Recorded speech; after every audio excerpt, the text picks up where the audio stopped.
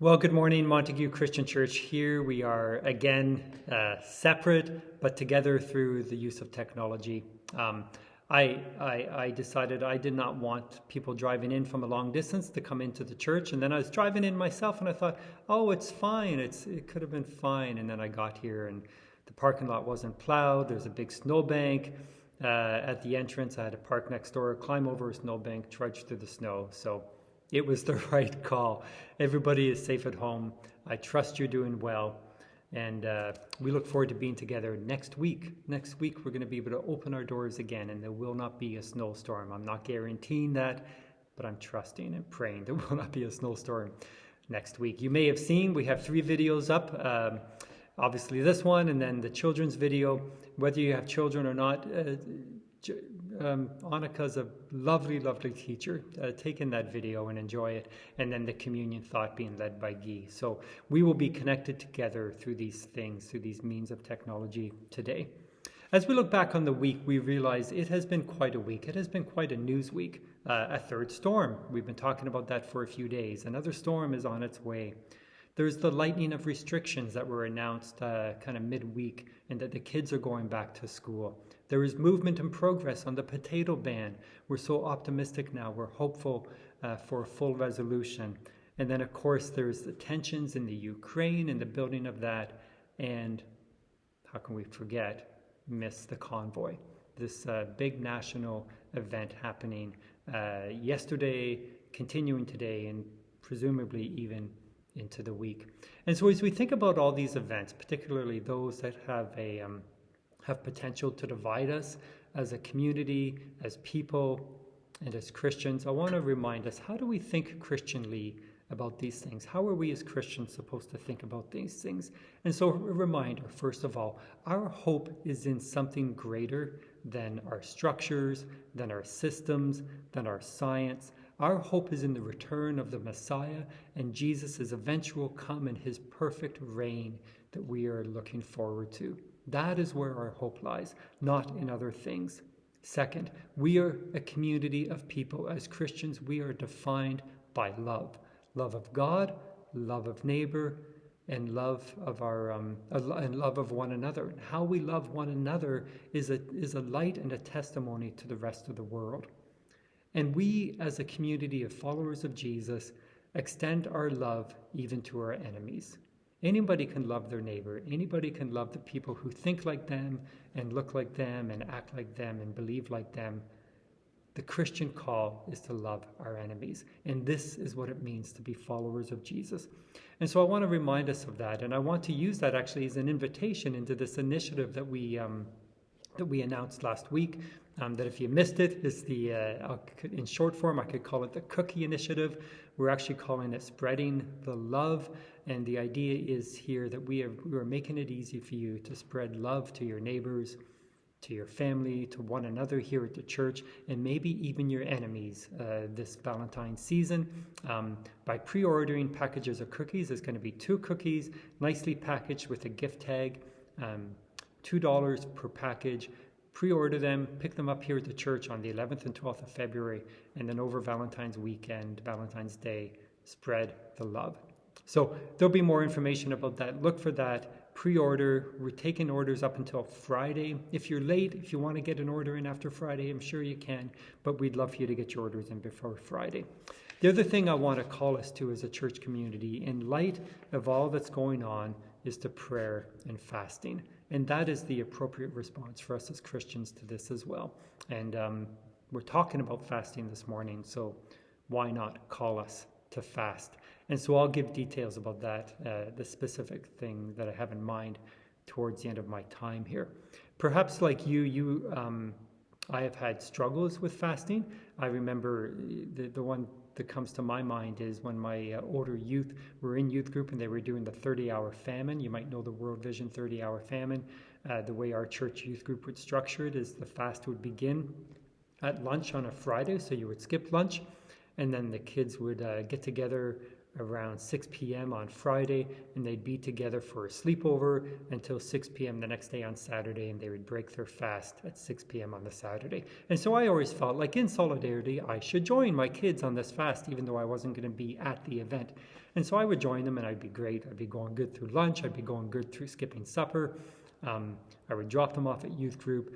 I'd make it through the night and then wake up Saturday morning early, got a list of things I want to do and a long day ahead of me, thinking 6 p.m. It feels like a long way off, and inevitably I would fail. And when I look back on that, why did I always fail? I mean, I only probably tried it 2 or 3 times, but why was I not successful? Well, for one is I didn't have the group dynamic, the advantage of being with a bunch of my peers.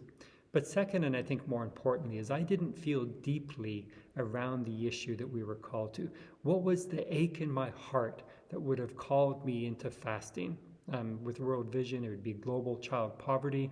I'm sure for the youth, they were exposed to that issue. There's probably videos that they watched, and there's a sense of solidarity that they were fasting around this issue, and I was disconnected from that. And I think that is what I want to focus on this morning when I think about fasting. Understanding that fasting, if we are to be quote-unquote successful in fasting, it is about understanding that we have a sacred awareness. We need to have something that God draws to our attention and that we respond to in fasting because of our grief, our pain, our desire for something different, our desire for something renewed, and so we respond, and so we fast in response to this ache and this pain that we experience, and then we call on God for something new. We ask God to do something differently. Scott McKnight, who writes about fasting, says we fast because a condition arises that leads us to want something deeply. A condition arises. Bad news, our own awareness of our own sin, and we long for something different. Fasting is not a manipulative device. It is not something we do to get God to act in the way that we want. It's a response, a natural response to something terrible, and we call on God for a renewal of things. We call on God for the thing that we know that God himself desires, justice and renewal. We seek to tap into the heart of God as we fast. And I think we see this in various scripture examples, and I could just quickly outline 3 of them for you. Moses, coming down from Mount Sinai, discovers the nation of Israel are caught up in idolatry, worshiping the golden calf. Moses, who had been fasting for 40 days, miraculous fast without food and water, what does he do when he sees this? He falls down in fasting, in prayer and fasting, pleading to God. He knows that he's aware of their idolatry, and he's pleading to God for mercy. Esther, Queen Esther, Jewish woman living in this foreign land, married to the king, learns through her uncle Mordecai about the edict that is meant to exterminate all her people. And she calls Mordecai to send a word out to the people of Israel to enter into 3 days of fasting. And she would do the same with her group of women. And they would fast for 3 days and pray for 3 days, grieving the hatred and the bitterness towards her own people, and longing for God to do something different, to reverse the edict, to reverse the news. And then I think of Anna, the prophetess, who we meet in the story of Jesus' birth. She is in the temple praying and fasting day and night. What is this sacred awareness? What is she aware of? She's aware of 400 years of silence where they haven't heard from God. And what is she longing for? What is she calling out to God for? She's calling for God's appearance. She's calling upon the arrival of the Messiah. And so, in summary, let me just say, in each of these cases, what we see is that prayer is a natural response to this sacred awareness that something terrible is going on. And so each of them turn to fast, and they call on God to change his mind. In the case of Moses, they call on God for protection, and they call on God for the arrival of a promise in the case of Anna the prophetess. So what about us? What about us as a community of followers of Jesus, as Christians? What do we think about fasting? Well, I don't think the question is whether we should fast or not. I think we understand that even though there's not a clear commandment in the Bible that directs us to fasting, that it is assumed that we will fast. Jesus seems to assume that we are people who will fast. Specifically, I think of the reference where the Pharisees asked Jesus why his disciples are not fasting. And Jesus' response is, we don't fast when the bridegroom is here, referring to himself being present on earth with the disciples. The disciples don't fast then. They will fast when I'm gone, when the bridegroom is no longer here. And in fact, they did. We can read through the book of Acts and see instances where the apostles were fasting. And so we, as people of God, living on the earth now, we are living in that same time as the apostles were after the ascension of Jesus and before his coming again. That we are, the arrival that we're waiting for. We are in this period where we are meant to be fasting. So the question is, should we fast or not? That's not really the question. We know that we should be. The question is really, why is it so difficult? Why is fasting so difficult? Why, if we're honest with ourselves, and maybe some of you do, maybe some of you have developed this practice well, but for many of us it is a struggle, and we don't think of it, or when we think of it, we're deterred from it. Well, the first obvious reason is that it is just hard. We love food. We don't want to give up this passion that we have, this desire. It's a comfort besides being nourishing. It's a comfort to us. We don't like to live through even those hunger pangs that might hit us 8-10 hours into a fast. We don't want to go through that. We want to satisfy our cravings. So fasting is just hard. But more than that, I think for fasting, maybe a second reason is we lack a conviction that fasting is the appropriate response to the pain and the ache and the awareness, the sacred awareness that comes to us. When we experience our own sin and our brokenness, when we experience the sin and the brokenness of others, when we are confronted with somebody's illness, or when we are aware or caught up in conflict, we just don't think that fasting is necessary. We don't have this conviction that this is the response that we should have to these situations. But for people who feel and for people who grieve, fasting, we should understand, is an invitation to feel and to grieve more deeply and therefore experience God more intimately. So even though we don't feel like it, even though we're not certain that it's the right thing, understand that fasting is an invitation to experience and feel these things more deeply and to experience God more intimately. Second thing is, a third reason maybe why we don't fast, the first reason being that we don't want to, second reason being we're not convinced that it's the appropriate response or that we should even do it. It just doesn't even come to our mind. A third reason would be that I think we have an inadequate view of our body. We might understand our body as a celebrity. Certainly culture teaches us to think of our body as a celebrity. We pamper ourselves. We work out. We drink protein drinks. We treat our body like it's royalty. So we may diet, but we don't fast. We also may view our body as a cornucopia. The cornucopia, you know, that trumpet-shaped thing that you see at Thanksgiving, overflowing with food. Well, our body is like the cornucopia. We just are going to fill it with food. And again, kind of our secular world teaches us to eat, drink, and be merry. You know, have all you want. Fasting, in that case, just seems ridiculous. Why would we fast? We live in this world of pleasure and delight. Let's fill ourselves and enjoy those things. So we may view our body as a celebrity, we may view our body as a cornucopia, or we may view our body as a wallflower. You know, the wallflower is the person who just kind of shrinks into the background, who nobody notices and doesn't exist.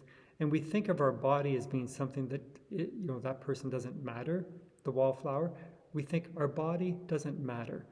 And here we're getting close to, it sounds more religious and spiritual because we say it's our soul that matters. It's not our body. We think there's a disconnect between our body and our soul. We think, fasting belongs to other religions. We don't need to fast. We can just ignore our body and we just concentrate on our soul. But as a Christian, in a Christian worldview, the right view of understanding body and soul is to understand that there's an organic unity between the two. And fasting connects our body to our soul. Certainly in the Christian story, we understand that the body matters. Christ came, entered into the world, and took on a body. He was resurrected as a body person. So the body matters, and fasting connects our body to our soul. Now again, the secular West will teach differently. They will say that there is no connection between body and soul, and that's why you can have sex with whoever you want to have sex with. You can eat and drink whatever you want to eat and drink. There's no connection between your body and your soul. The Christian worldview says no, that there is, and our body can connect us more deeply to our soul. Now, I think there's another form of misunderstanding this in a religious way, and I would say that extreme asceticism, where you are punishing your body and denying your body for extreme forms all the time, also doesn't get this right. It sees the body as being something evil, and so you need to punish it, and you concentrate only on our soul. So when we're talking about fasting, we're not talking about it in this extreme form that maybe you don't see too much now, but was maybe more prevalent in the times of the monastics and the monks.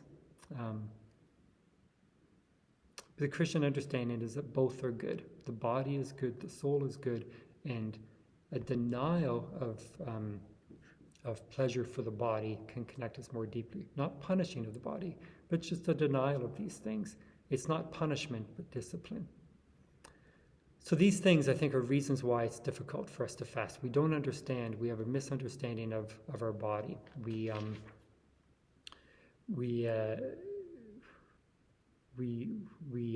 lack a conviction that fasting matters, and we just don't want to do it. It just doesn't feel nice. We don't want to be hungry. We like our food too much. So, how about fasting? What if you're at this point where you agree that fasting matters, then how do we begin? How do we begin as people of Jesus to begin to fast? Well, I think the first thing we need to know is identify your need to fast. What is it that you're grieving? Your own sin, the brokenness of others, or the brokenness of this world. There's lots to fast. What is it? What is the sacred awareness that turns you to God, that turns you to fasting? Identify that first. And then make a commitment to the fast. Determine what it is that you're going to do. Are you going to skip a meal? Are you going to skip 2 meals? Are you going to fast for 3 days? Are you going to do a periodic, a fast where you just deny yourself of something for a longer period of time, like during the period of Lent? Decide the nature of the fast and make a commitment to it and determine this is what I'm going to do. And then decide ahead, what are the rules of the fast? Is it going to be what we would call a normal fast, where you give up food but allow yourself liquids, usually like clear liquids like water and tea, maybe juice?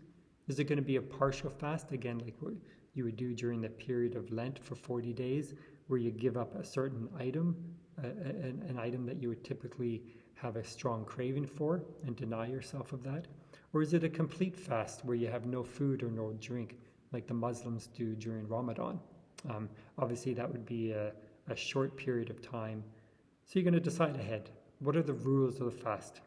And then you're going to commit to prayer and solitude.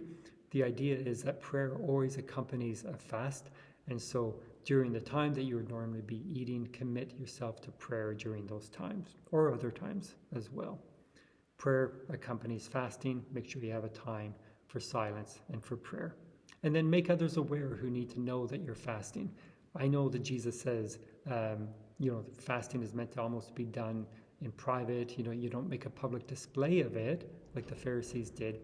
But some people need to know. Your family needs to know. Your spouse or your partner need to know if you're fasting. So make sure they are aware of your plan. And then you may also invite others to join you. So you might want to invite people to join you in the fast or to pray along with you through the fast. So here's my invitation, Montague Christian Church. Can we fast together this week? I'm going to invite us to a day of fasting on Wednesday to skip a meal, maybe lunch, whatever works best for you. Skip a meal or longer on Wednesday. Pray and turn to God. Have a sacred awareness of ourselves, of our own propensity to sin and brokenness. Pray for our unity as a church and as a nation. Pray about the potato ban. This thing is not over yet, so let's continue to pray. We've had some good news. Let's continue to pray for a resolution to that. Pray over the pandemic and its ongoing effects. Schools are opening up again this week. There's lots to pray about in that way. And allow the pangs of hunger to turn your attention to God. To help us be united together on Wednesday on our day of fasting, I'm going to record a prayer that I'll publish for Wednesday morning, like a 4-minute prayer, a noon hour prayer that you can tune into and read to help you orient in yourself. And then we'll have our Zoom call prayer time on Wednesday night at 8 p.m. We won't check in. We won't ask if you were fasting. You don't need to. There won't be that level of accountability. But let's do this together. Let's pray and go into fasting together for a day as a community of God. Let's love one another well. Let's love each other, our neighbors. Let's love our enemies. And join in this activity of the cookie exchange, spreading love, spreading the love. Look for that information. It'll be out there. God bless you today. Enjoy your day. We look forward to seeing you here next week. Bye-bye.